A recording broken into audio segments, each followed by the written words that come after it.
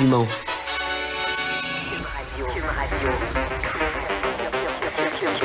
Cube Radio. En direct à LCN. Mario et Phil Vincent sont avec nous.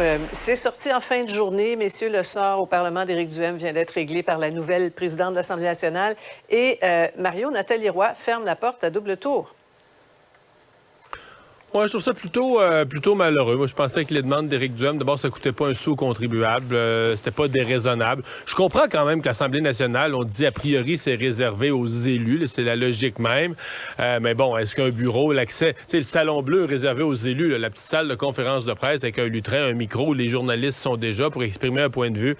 Oui, traditionnellement, ça a été réservé aux élus, mais est-ce que ça aurait été un tel affront là, qu'un non-élu qui a obtenu 13 % du vote puisse y avoir accès? Sincèrement, je pense pas, parce que ce qui me met mal à l'aise, moi, c'est qu'Éric Duhaime, il y avait de l'insatisfaction dans la population. Tu avais les gens frustrés par les mesures sanitaires, ou peu importe. Et tout ça a été canalisé dans un mouvement démocratique. On a dit, mais voici ce qu'on va faire avec ça. Moi, je fais un parti politique, puis on va présenter des candidats aux élections, puis, on va permettre aux gens qui pensent comme nous de s'exprimer, puis tout ça s'est fait dans la voie démocratique. Et bon, les gens ont voté, ils n'ont pas gagné dans aucun comté, mais ils ont eu vraiment beaucoup de votes à l'échelle du Québec. Et là, tout à coup, là, il y a comme... on vient comme mettre un blocage où ça va toujours pouvoir s'exprimer, mais ça va être plus compliqué. Ça ne pourra pas s'exprimer via l'Assemblée nationale. Ouais. Alors moi, sincèrement, je trouve ça malheureux. Puis là, la question de créer un précédent, parce que c'est la première fois que ça arrive depuis 1867 dans l'histoire de la Confédération qu'un parti a autant de votes puis aucun siège. Est-ce que vraiment c'est quelque chose qu'on se craint, là, qu'on craint qui va arriver tout le temps en quantité? Tu sais, un gros précédent, pas certain. Ouais. Philippe Vincent, d'accord avec Mario?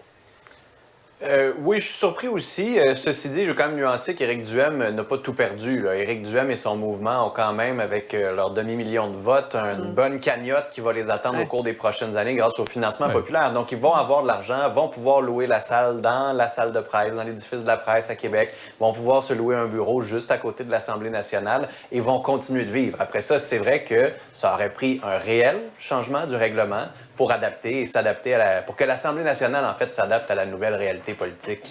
Oui. Parlant d'argent, 7e hausse du taux directeur. Mario, la Banque centrale veut ramener l'inflation là, dans une fourchette là, entre 1 et 3 % parce qu'on était à 6,9 en octobre. On est optimiste, mais on n'exclut pas une autre hausse. Il n'y a vraiment aucun répit pour les gens. Là. Non, mais moi, je suis vraiment un poil de dire que ce matin, là, c'était la hausse de trop. De trop? Autant, en ondes, oui, de trop. En ondes, à plusieurs reprises au cours des derniers mois, moi, j'étais celui qui, avec ma connaissance économique, puis tout ça, j'expliquais aux gens le pourquoi, puis même si ça fait mal, il faut combattre l'inflation, parce que l'inflation, c'est un cancer dans l'économie, puis tout ça.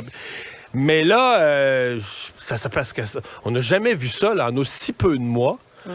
Des augmentations aussi substantielles. Puis là, un matin, à la limite, si on avait annoncé un quart de point, j'aurais dit, bon, on maintient un message qu'il faut contrer l'inflation. Bon, il va lentement. Le quart de point, c'est comme si on s'en souvient plus que normalement, la Banque du Canada, elle agit toujours à coup d'un quart de point. Traditionnellement, ça a été ça. Là, cette année, ça a été un demi-point, trois quarts de point, un demi-point, encore un matin, un demi-point. La somme de tout ça, c'est qu'on a changé, en à peu près 9 mois, on a changé complètement les conditions de crédit sans donner aux consommateurs, aux ménages, la chance de s'adapter, de voir venir. Et là, les gens vont souffrir pour vrai. Donc moi, un matin, là, j'ai trouvé qu'on y allait fort. Les optimistes disent, regarde, on y va fort présentement pour juguler plus vite l'inflation en espérant peut-être qu'en deuxième moitié de 2003, on revienne. Espérons-le. Ouais, mais ça va pas vite. Et puis là, on pense qu'une récession mondiale s'en vient. Enfin, et pendant ce temps-là, Philippe Vincent, les chèques de M. Legault arrivent, là, et les gens dépensent. La main gauche, je parle pas la main droite, là. Oui, je vous dirais qu'hier, en regardant votre bulletin, Sophie, j'ai un peu fait le saut là, quand j'entendais les commerçants dire « le monde vient de dépenser le chèque à Legault et sont bien contents de le dépenser ». Je me disais...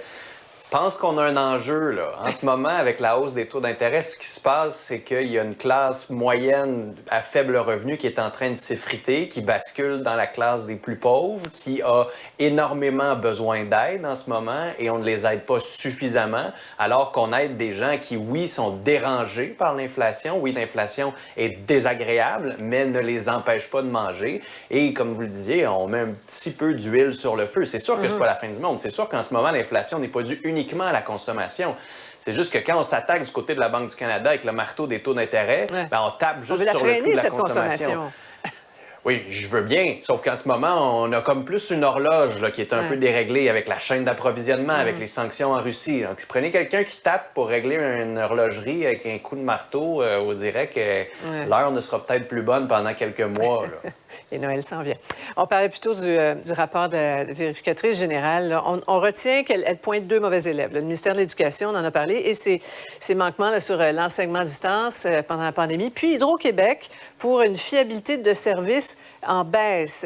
Mario, ce qui est inquiétant, là, c'est de lire qu'Hydro-Québec n'est pas outillé pour faire face au vieillissement de ses actifs. Ben, j'ai hâte d'entendre sincèrement la réponse, puis la réponse des experts là, techniques d'Hydro-Québec à ça, parce que, bon, c'est vrai qu'on l'entend dans la population, qu'il y a plus de pannes qu'avant. Moi, je dois avouer que j'avais l'impression que c'était vraiment une affaire. D'ailleurs, la présidente d'Hydro avait pris les devants là-dessus en disant, ben là, faut qu'on ébranche plus, faut qu'on élague plus les arbres. Il y a trop de branches là, avec les événements météo, il y a trop de branches autour des fils, ça cause des pannes.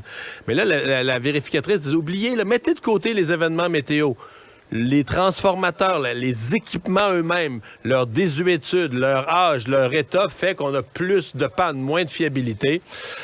C'est sûr que c'est une priorité évidente. Là. C'est pas de doute là, que ça interpelle directement Hydro-Québec. Donc, j'ai hâte d'entendre la réponse des experts techniques d'Hydro. Oui. En tout cas, il y a un communiqué d'Hydro qui est sorti cet après-midi. Philippe Vincent, bon, les pannes de plus en plus nombreuses, liées en partie au manque de personnel. Et puis, c'est dans ce contexte-là là, que le gouvernement veut de nouveaux barrages. Là. Le ministre l'a répété aujourd'hui.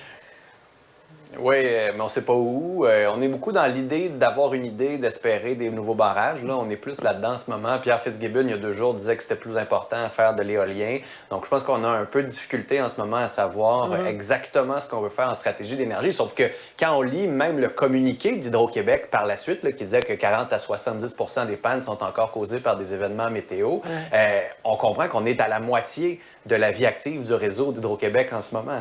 Et je vais peut-être radoter là, beaucoup en 2023, vous allez peut-être m'entendre là-dessus, là, mais je pense que ça prend un ministre responsable de la gestion de ce qu'on a déjà, de bien gérer les écoles, de bien gérer les hôpitaux, de s'assurer que tout ce qui n'est pas le fun, là, de ne pas couper des rubans, mais de tout ce qu'on a déjà construit, on soit en mesure de bien le gérer. Au Québec, on va avoir de plus en plus ce problème-là d'infrastructures vieillissantes qu'on néglige au profit de coupage de rubans ou de grands projets, là, parce que politiquement, c'est intéressant, alors que c'est pas sexy, mais c'est hyper important d'entretenir ce qu'on a en ce moment.